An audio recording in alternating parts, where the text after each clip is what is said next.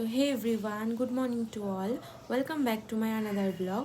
তো আজ দিনটা শুরু করলাম কিছু ড্রাই ফ্রুট দিয়ে, আর অ্যাজ ইউজুয়াল আমি যে ডিটক্স ওয়াটারটা খেয়ে থাকি সেটা দিয়ে। তো তারপর আমার কিছু পেন্ডিং কাজ ছিল, সেগুলোকে কমপ্লিট করে নিলাম।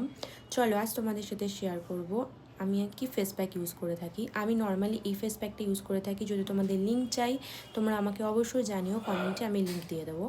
তো এটা ইউজ করা ভীষণ ইজি। এটা পাউডার ফর্মে থাকে। এটা নর্মালি তুমি জল দিয়ে একটু ঠিক কনসিস্টেন্সিতে বানিয়ে নেবে, দেন এটাকে অ্যাপ্লাই করে নেবে। দেন এটা ড্রাই হওয়ার জন্য 10 to 15 মিনিটস ওয়েট করবে, দেন নর্মাল জল দিয়ে ধুয়ে ফেলবে। দেন হাতেও একটা প্যাক লাগিয়ে নিয়েছি। আর আজকে বাইরে তো সকাল থেকে বৃষ্টি হয়েই যাচ্ছে, তাই তোমাদের সাথেও কটা ক্লিপস শেয়ার করলাম। বেশ ভালো লাগছিলো বাইরেটা দেখতে।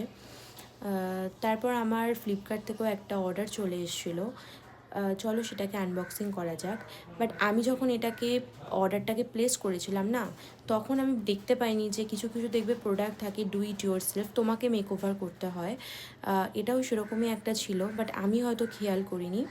বাট ইটস ওকে, এগুলো করা খুব ইজি হয়, তুমি ফোন দেখেই করে নিতে পারবে। তো বাই দ্য ওয়ে আমি এটা ফাইনালি করতে পেরেছি। একটু ট্রিকি ছিল, বারবার পড়ে যাচ্ছিলো, কিন্তু ফাইনালি আই এম ডান। দেন আমি এটার সঙ্গে ম্যাচ করে কয়েকটা আর্টিফিশিয়াল ফ্লাওয়ার অর্ডার দিয়ে দিয়েছিলাম। একটু সাইজে ছোটো এসেছিলো, বাট ভালোই লাগছিলো দেখতে। তোমাদের কেমন লাগছে জানিও। দেন চলে গেছি ফ্রেশ হতে।